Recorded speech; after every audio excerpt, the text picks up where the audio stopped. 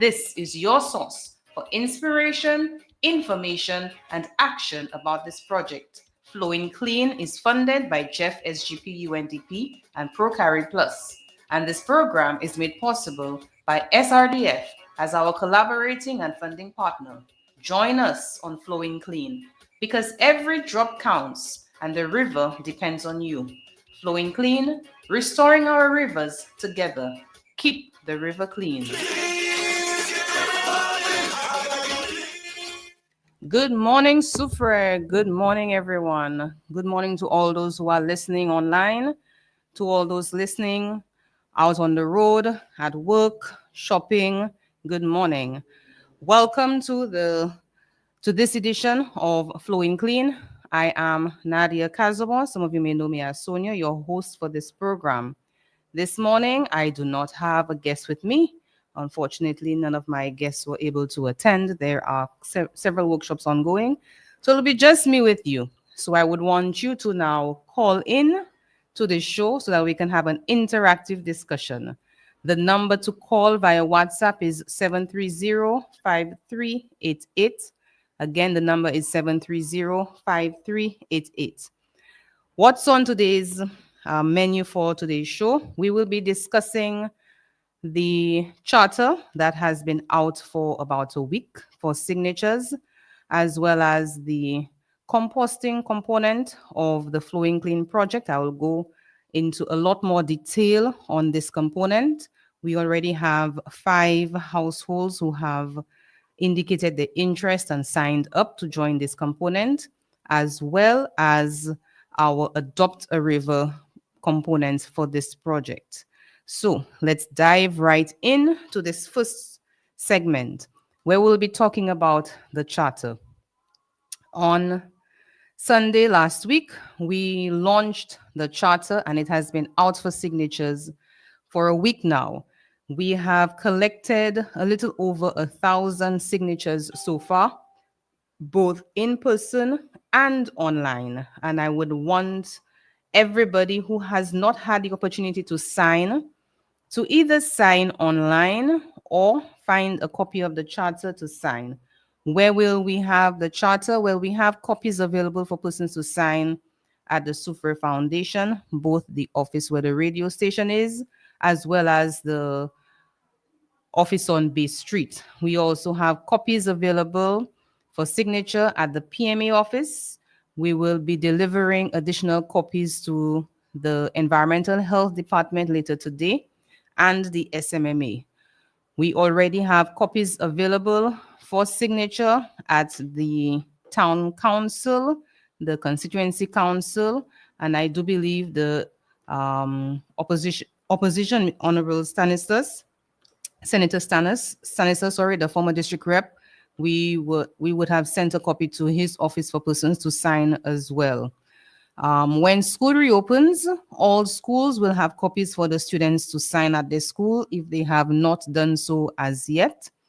And we are trying to get some copies at Massy and to all the communities. So far I know Font Saint-Jacques, Etangs, and Bouton would have their copies available for signature as well. And I think we also sent ones to the Sufre Hospital for persons to sign.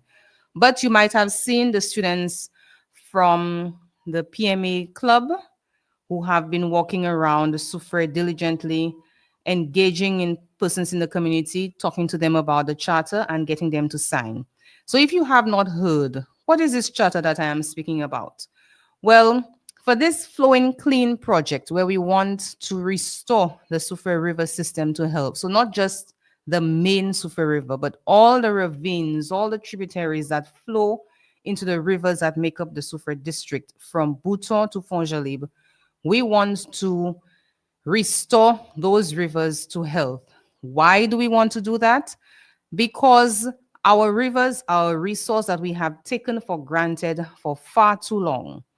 The water quality in almost all of those river systems are deplorable. They're not in a condition for anybody to be engaging in recreational activity, for bathing, for cleaning, for anything. And we know what happened after Thomas. where there was no water available, persons returned to the river for bathing, for cleaning, for collecting water for them to clean their homes, etc. We want to restore the Sufre River.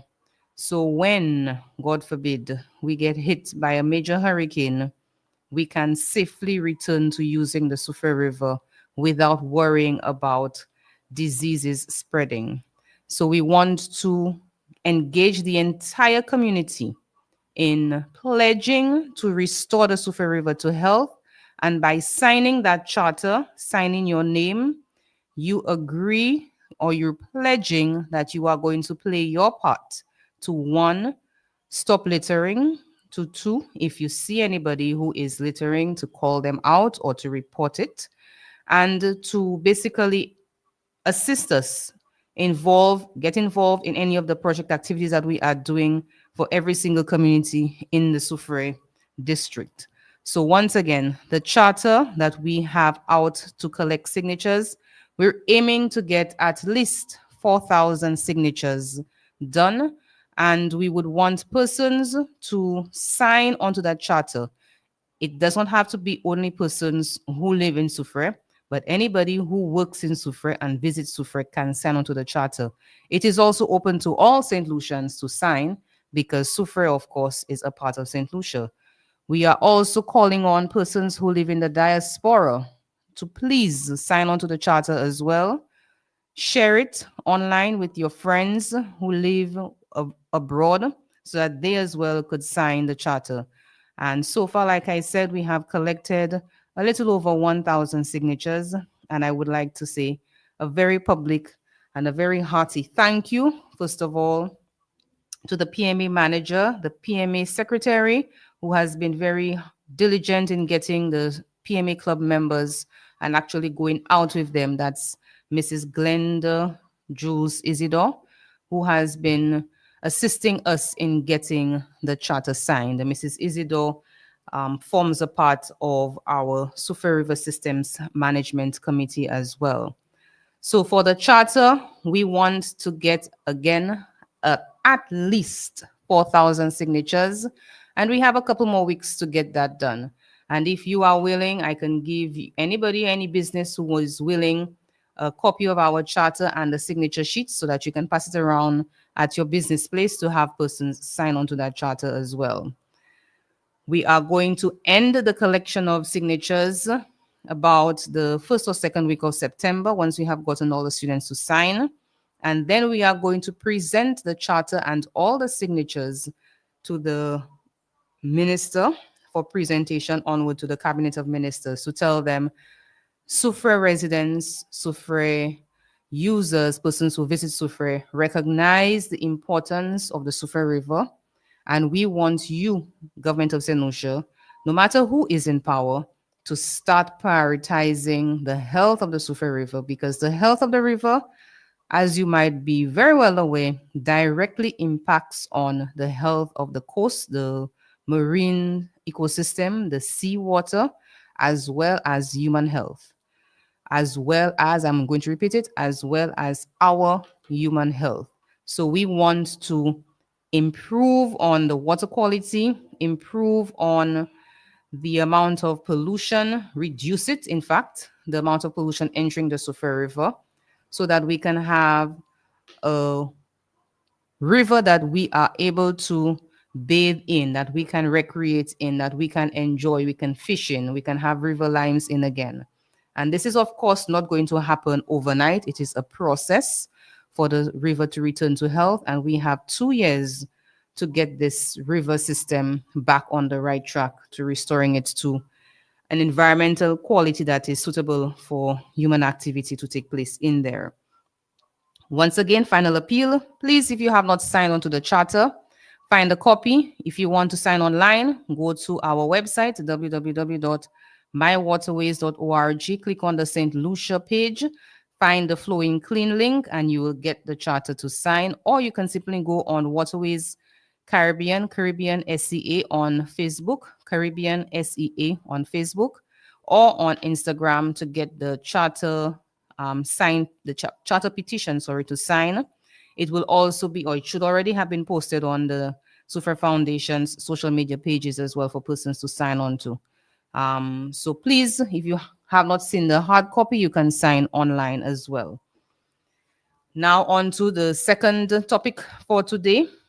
We have started registration for households who are interested in taking part in our community composting pilot project. What is this about?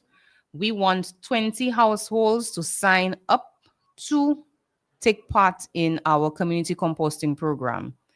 So far, like I mentioned at the beginning of the show, we have 5 households that have already signed up.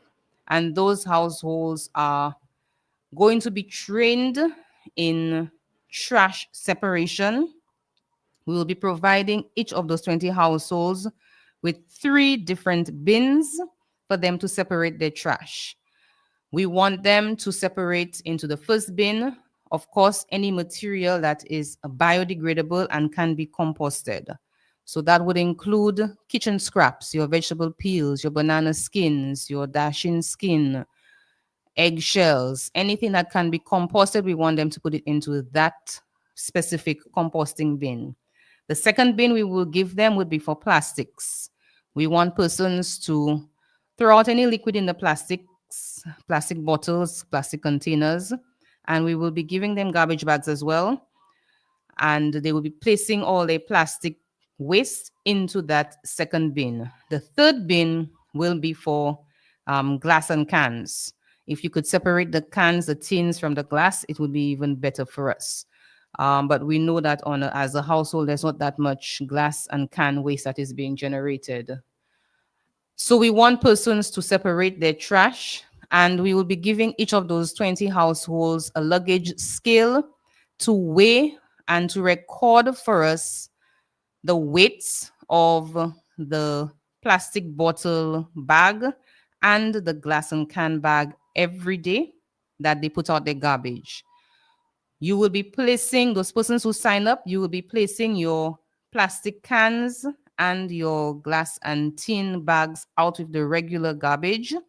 And the day after your regular garbage collection, so if you're normally receiving garbage collection on a Monday and a Thursday, we will be collecting the compost on the Tuesday and the Friday, the day after. So we don't want you to place your compostable materials out on by the road the day that you have your garbage collection. We'll be placing it out the day after. That is when our the person we hire will be going around to collect those composting bins. So the glass and cans that you give to the saddle, to the regular garbage collection, we want the weights of that, because there's another project that is coming on behind ours where they will be starting a recycling program. So those persons who join, those households that join, will have already had the training and will be quite prepared for them to sign on to that recycling program when it does begin. So again, we want 20 households from Forbenier and new development to sign on to our composting program. I see a comment online from Judge Not Too Many pig pens or pigs are tied close to the rivers, and it is very sad and bad for our drinking water. Talk alone will not do it. We must have persons walking along the rivers to see what's there, to take the proper action. Thank you for that comment. I'm not even saying if that is a gentleman. I think it's a gentleman. And yes, we have conducted a survey of the number of pig pens that are along the Sufa River a number of years ago. And we actually counted 15 pig pens along the Sufa River. Some persons have maybe just one pig that unfortunately they don't have a pig pen to they don't have a pig pen that would house the pig, so that pig is actually just loose. So for us, we are taking part in an integrated land management project where we are repeating something that when I say we, the organization I work with, Caribbean Sea Waterways, we had another Jeff project a couple of years ago, and we installed 3 low-cost biogas digesters for pig farmers in the Soufriere region. So we did one at Belfort, one at Tibouk, that's by Bigger, and one in Zeno by the Antoines. And those pig pens um, no longer discharge pig waste directly into the river. It goes through the biogas digester where they make a compost out of the solid material, a liquid fertilizer that I know Bigger sells, and a gas that they use for cooking as well. So under this ILM project, we will be installing 5 additional low-cost biogas digesters in the Sufa River. And like I mentioned at the beginning, we did do a survey and I counted 15. So 5 plus 3 obviously does not equal 15. But we want the pig farmers who do have pig pens to attend the training for them to see how it is that they can build their own and to benefit from using a biogas digester in terms of making products that they can utilize and not discharge directly into the Soufriere River. Like you mentioned, there are pigs just walking in the river, and together with environmental health, we will be making an effort to identify where those pigs are located. Of course, the veterinary department must also be involved, as well as the environmental health department. And if necessary, if we do have to bring the police on board, that would have to happen because we cannot allow just a couple individuals to have animals discharging waste into the river unchecked when it is affecting all of us. It is affecting all of us because what flows from the river enters the sea, and we want to ensure that our seawater is suitable for us, first of all, first and foremost, and Lucians to bathe in. And of course, if any visitors come, they will enjoy the same benefits as well. So thank you for that comment about the pig pens. In fact, through our consultations, when I went to one community, afterwards I had several persons come up to me to make mention of an incident that I have since reported and passed on to the Environmental Health Department. And I'm pleased to report that they have started their investigations into that matter. So for the pilot composting project, I am making a further plea. Anybody who is interested in being part of that pilot composting project, please contact me. My number is 519-2425. Again, 519-2425. Contact me or email me. If you see me in town, you can message me. Some of you know where I live. But I would rather you come to the Sufer Foundation to indicate your interest to sign up to be part of this pilot composting project. Again, it is to get St. Lucians into the habit of separating their trash so that we can generate compost from any biodegradable material that comes from the household. And that includes your food waste, your green waste, not cooked food, but your vegetable peels, your dashing fruits, anything that has spoiled. So your cabbages, your avocados, any waste that comes from it, we will gladly accept. And it would go through a process of natural decomposition with an elevated heat condition to create a natural fertilizer. Anybody who participates in this pilot composting project, the 20 households, they will receive in return the compost for their homes if they have a backyard garden. I would encourage them to take part in engaging in backyard gardening to grow what they want to eat. And if they don't give us the project, let's say 1 kilogram of compostable material, they will be eligible at the end. So if they give 10 kilograms, they'll be eligible for getting at least 20 kilograms back based on the amount, the volume that is produced at the end. So it's going to be a ratio of not 1-to-1, because whatever you donate, whatever you give, it's obviously going to reduce by more than half. So it cannot be a 1-to-1 ratio of what you give to what you would receive. So households that take part will be receiving compost in the end for them to have a natural fertilizer for their gardens. And if they don't want it, they can give it to any one of their relatives or friends or neighbors for them to do their own backyard gardening. So let me once again invite anybody who is interested in taking part in our composting project to please join our cohort this first time around. We're looking for 20 households from new development and the Forbenye area to take part in this project, in this component. The third topic for today's show is on our Adopt a River program. Adopt a River is exactly as the name says. We want groups, individuals, businesses, communities to adopt the river, the ravine, the waterway that flows through their community closest to their place of business or where they work, where they live, to become stewards and monitors for those rivers. And we want to cover the entire Soufre River system from Bouton all the way to Fongelib. What does this Adopt a River program entail? First and foremost, we want groups to sign up, individuals, businesses to sign up.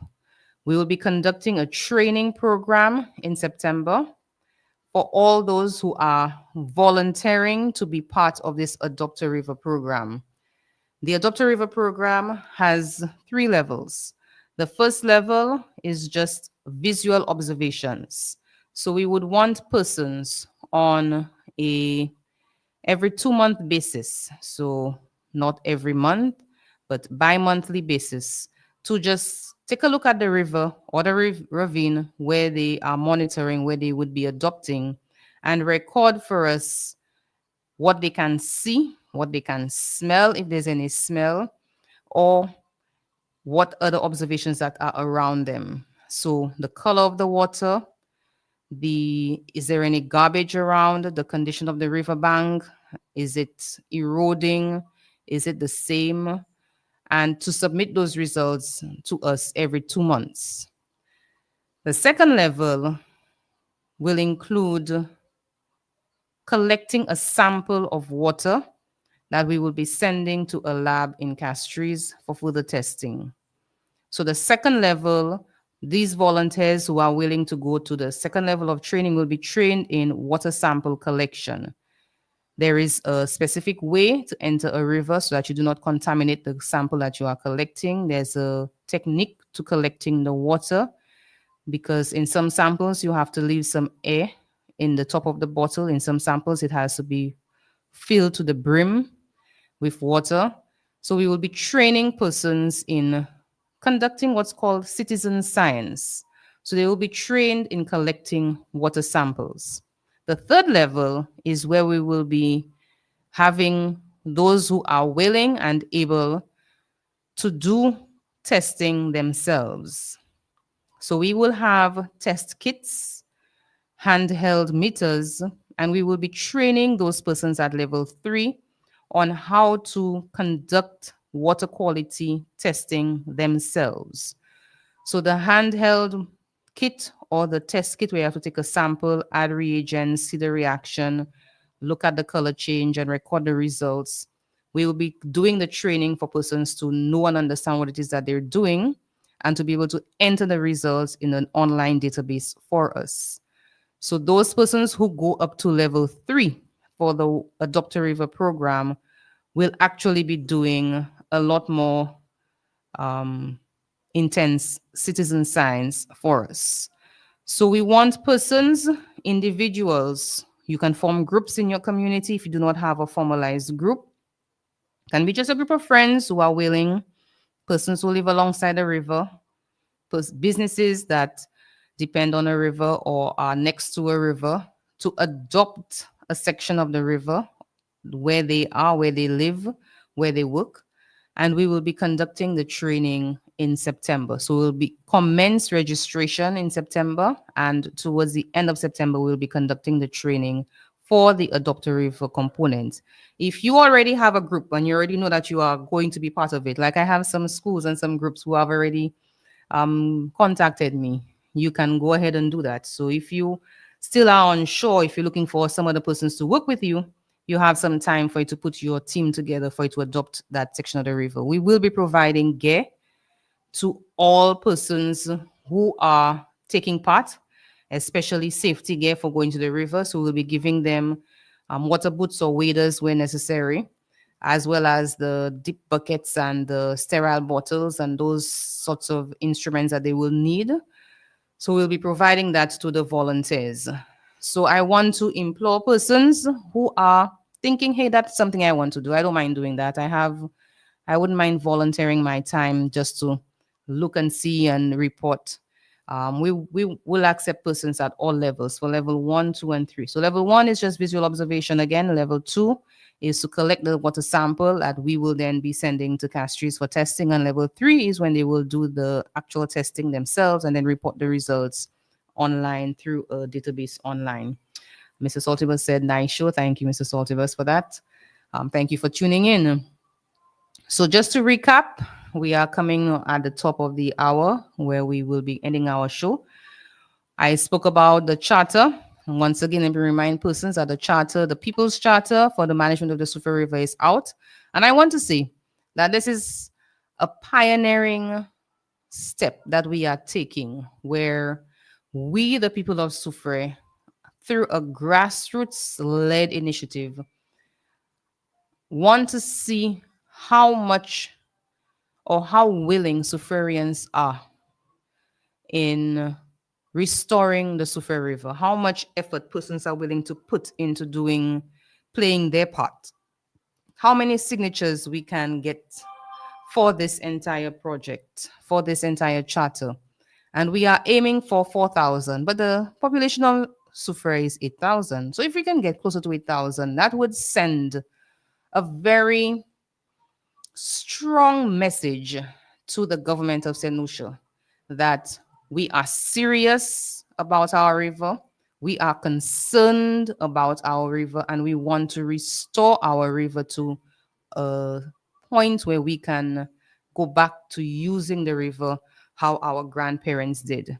In fact, on Sunday, I was at the Sufre Parish, the parish anniversary, sorry. And I actually had a couple persons when they were done signing or before they signed comment to me, elderly persons, that is older persons. They remember what the Sufa River used to look like. They remember bathing in the Sufa River. I had one gentleman, Mr. Alexander, tell me he remembers going to the river by the fire station. The river was so deep and he is tall. He remembers going in the river, catching crayfish, jumping off the side of the wall into the river, and just passing over the river and seeing how low the water is, how much garbage is in the river. He said it actually hurt him to see that's the state that the Sufa River is in right now. So this current generation of children, school-age children from preschool up to secondary school, have no clue what the Sufa River used to look like. For my generation, it's even a little bit more different because whilst my generation, we did not get to bathe in the Sufa River directly, I remember when it used to rain heavily, we would have maybe a tropical storm passing. The river would rise, but the water would be flowing clear. The water would not be brown. But now, once you have any little bit of rain, the water flows brown. And that indicates that we are losing a lot of our fertile topsoil in the community, and that is impacting the farmers. So since they're losing the fertile topsoil, they now have to apply more fertilizer to get their crops to grow, to feed the community, to feed the country. And we are going down a slippery slope where one impact exacerbates the other, and it just keeps snowballing and rolling and getting worse as we get downstream. And of course, everything ends up in the sea. And persons need to start questioning the water quality in the sea as well. Because if we know what is entering the river, we have this myth in St. Lucia that once anything goes into the sea, it disappears. So if they dump garbage in the river, once the water rises after heavy rainfall and it is washed away at sea, it is gone. As a diver, I used to work at SMMA. Those of you who know me, I used to work at the Supreme Marine Management Association. I can tell you, it doesn't go anywhere. It is right there in the water. And the same fish that you eat, the same pot fish that you eat, what do you think they're swimming around? What do you think they're feeding on? What do you think they're biting? All that garbage that is down there, there's algae growing on it. And if anything has any toxic chemicals in it, it gets into the algae that the fish are feeding on. And when you eat the fish, what do you think you're eating?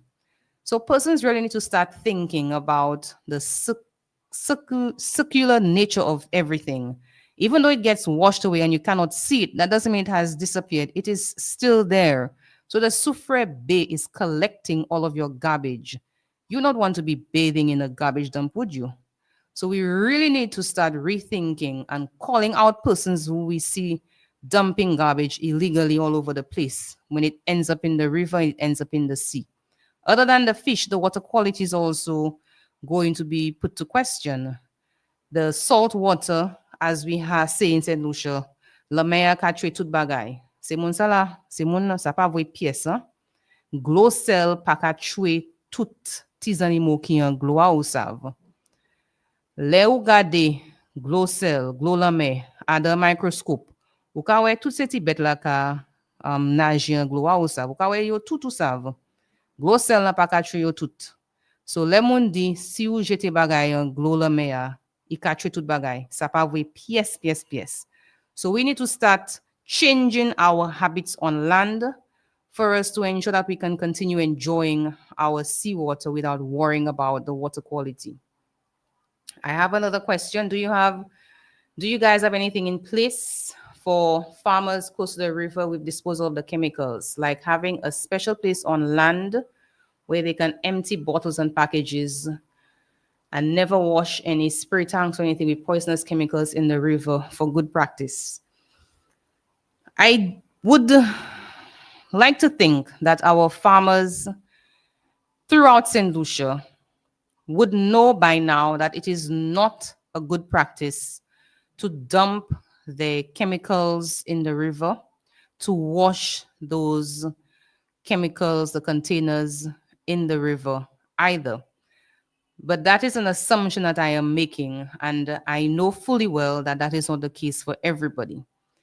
I was appalled to find out last year that some farmers in the past, I hope it remains in the past and it doesn't continue happening, used to wash out the chemicals until they could no longer smell the chemicals in the bottle and use that to store water that they use for cooking and drinking.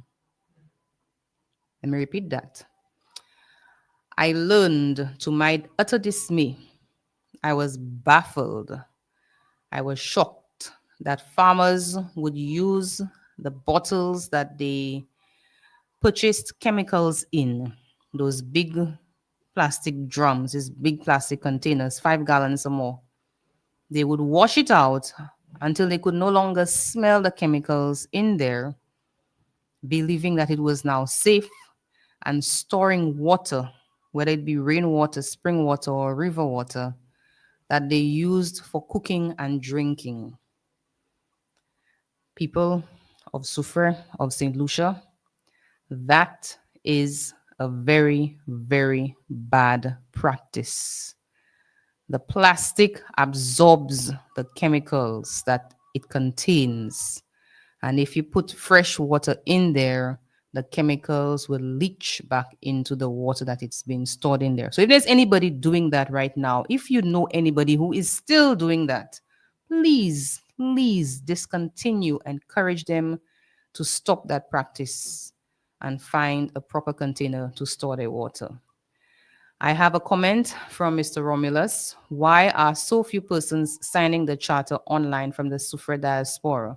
There are only 162 signatures to date. I have, and the committee, the Sufa River Systems Management Committee, have made the effort to share the charter online with a number of persons who live overseas. And I know they themselves have shared it because I have seen it on their statuses or on their Facebook pages as well. This number can only grow if we have more people sharing, signing the charter online. So let me make a plea for those persons who have signed the charter on paper in Sufre. If you are willing to, and I would ask you to do that, assist us in that regard.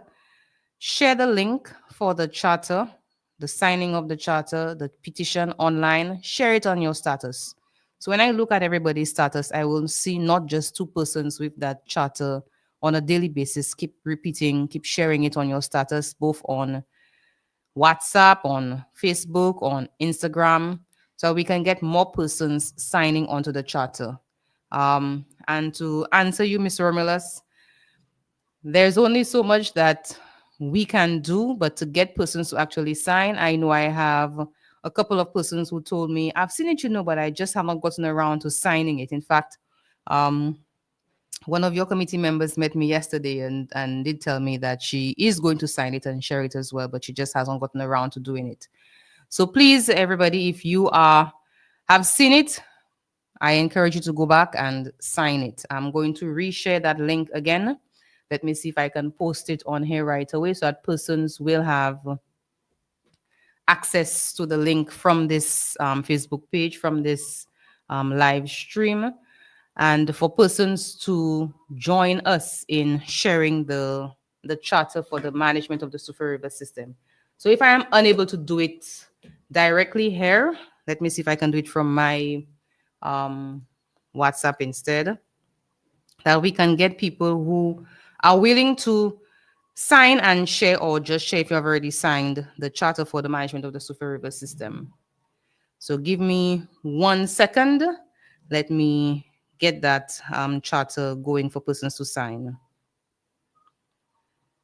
In the meantime, just to recap what it is that we spoke about, I want to again remind persons that we do have the composting component, and I want 20 households. We are looking for 20 households to sign on to that initiative. If you are prepared, if you are willing to sign up your household, if you are willing to work with us for this on this component, then please do. We will be continuing the registration process for that.